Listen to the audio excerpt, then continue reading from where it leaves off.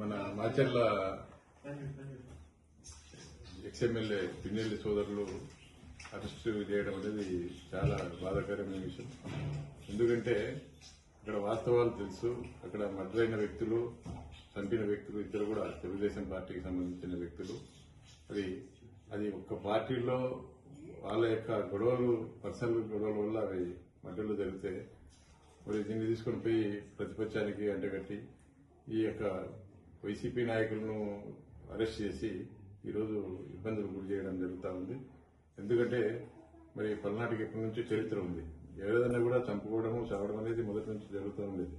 కాకపోతే ఏదైనా కూడా పోలీసులు కూడా గతంలో ఎంతో నిష్పక్షపాతంగా పనిచేసినారు గతంలో ఉండే అధికారులు. కానీ ఇప్పుడు ఈ ప్రభుత్వం వచ్చిన తర్వాత ముఖ్యంగా ఇప్పుడు రెడ్ బుక్ రాజ్యాంగం పేరుతో మరి ఒకే పార్టీలో చంపుకున్న వ్యక్తులను కూడా మరి ఇతర పార్టీల మీద కంటగట్టి కేసులు పెట్టడం, మరి అది కాకుండా ఈరోజు సుప్రీంకోర్టులో కూడా బెయిల్ క్యాన్సిల్ చేయించి మరి జైల్లో పెట్టడం అనేది చాలా బాధించదగ్గ విషయం. ఏదేమైనప్పటికీ కూడా ఖచ్చితంగా మరి కోర్టు వారు కూడా ఇది వాస్తవాలు తెలుసు.